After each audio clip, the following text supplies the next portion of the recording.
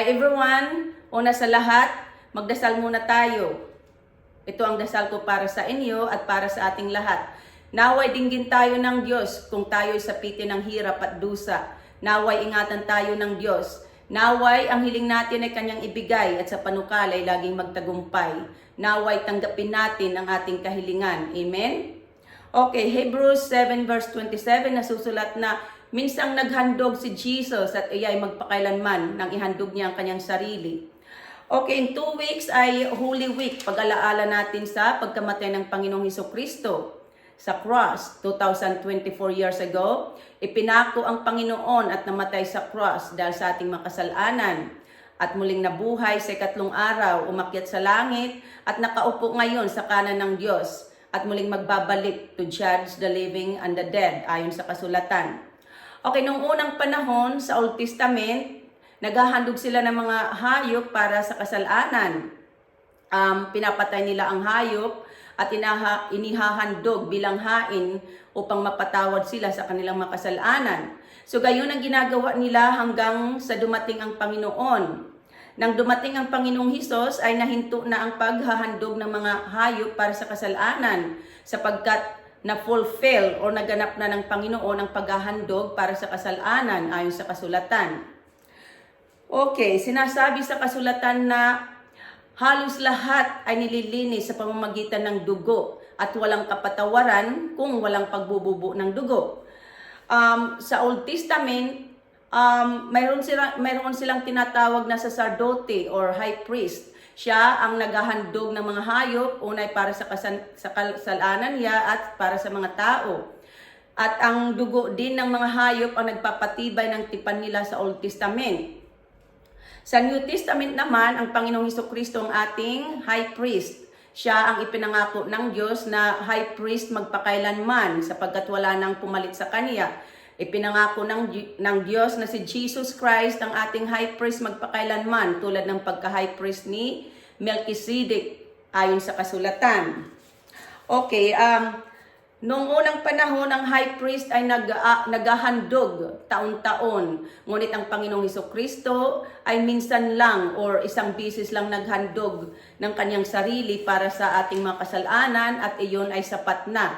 Ibig sabihin, hindi na natin kailangan pang maghandog ng mga hayop or gumawa pa ng anuman. Hindi na natin kailangan pang magdagdag sa ginawa ng Panginoon. Ang kailangan na lang natin gawin ay manalig sa Kanya, tuparin natin ang Kanyang mga aral at utos na nasa Biblia. Sapagkat ang ginawa ng Panginoon sa cross para sa atin ay sapat na. Ibig sabihin, na-satisfied na ang Diyos dahil doon. Okay, at ang nagpapatibay ng bagong tipan ay ang dugo ng Panginoong Hesus. Sinasabi sa kasulatan na ang dugo ni Jesus Christ, ang dugo ng New Covenant o bagong tipan na mabubuhos dahil sa marami sa ikapagpapatawad ng mga kasalanan. Nasusulat ito sa Matthew chapter 26 verse 28. Okay, ayon sa kasulatan, ang Panginoong Hesukristo ang dakilang high priest na makatutugon sa ating pangangailangan. Siya'y banal, walang kapintasan o kasalanan, nahihiwalay sa mga makasalanan at mataas pa kaysa sangkalangitan. Hindi siya tulad ng mga dakilang high priest na kailangan pang maghandog ng mga hain araw-araw, unay para sa kanilang kasalanan at para sa mga tao. Minsang naghandog si Jesus at iyan ay magpakailanman nang ihandog niya ang kanyang sarili. Nasusulat ito sa Hebrews 7 verse 26 to 27. So, ang Panginoong Hesukristo ang ating perfect na handog sapagkat wala siyang batik, meaning hindi siya nagkasala kailanman. Siya ay korderong walang batik, ang kordero ng Diyos na nag-aalis ng kasalanan ng sanlibutan. John 1 verse 29. Okay, ayon sa kasulatan, ay hindi naman nalugod ang Diyos sa mga handog na hayop. Sinasabi sa kasulatan ng si Kristo'y manaog sa sanlibutan, sinabi niya sa Diyos, hindi ang mga hain at handog ay hindi mo ibig, kaya inihanda mo ang aking katawan upang maging hain. Ang mga hain, ang mga handog na susunugin ay hindi mo kinalugdan dahil sa kasalanan.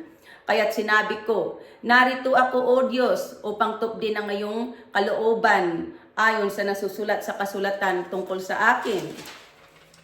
Okay, kaya tanggapin natin ang Panginoon bilang ating personal na handog at hain para sa ating makasalanan. Tanggapin natin siya bilang ating personal na Masaya o tagapagligtas, sapagkat kung hindi ay walang kapatawaran sa ating kasalanan, sapagkat sinasabi sa Biblia, sa Holy Bible, na walang kapatawaran kung walang pagbububo ng dugo.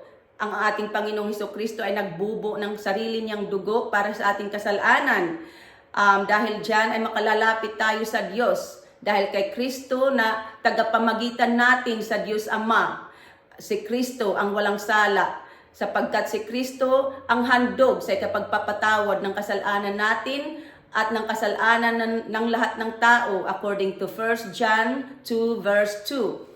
Okay, sa Old Testament, ang dugo ng mga hayop ang naglilinis sa kanila, sa kanilang mga kasalanan. Sinasabi sa kasulatan na iwiniwisik sa kanila ang dugo ng mga hayop at sa gayon sila ay nagiging malinis. Ngunit ang dugo ng mga hayop ay hindi naman nag-aalis ng kasalanan. Ang dugo ng Panginoong Hesukristo ay masigit pa kaysa dugo ng mga hayop, sapagkat hindi lang tayo nililinis ng dugo ni Kristo, kundi naaalis ang ating mga kasalanan at lahat ng guilt na dulot ng pagkakasala.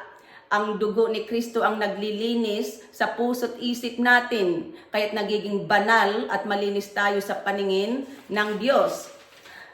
Sinasabi sa Hebrews 9 verse 14, ngunit higit na di hamak ang magagawa ng dugo ni Kristo sa pamamagitan ng walang hanggang espiritu. Inialay niya sa Diyos ang kanyang sarili na walang kapintasan. Ang kanyang dugo ang lumilinis sa ating puso at isip upang talikdanan natin ang mga gawang walang kabuluhan at maglingkod sa Diyos na buhay. Kaya dahil sa dugong dumanak ng Panginoon, ay nakasisiguro na tayo sa ating pag-asa na tayo maliligtas. Praise to you, Lord Jesus, King of endless glory.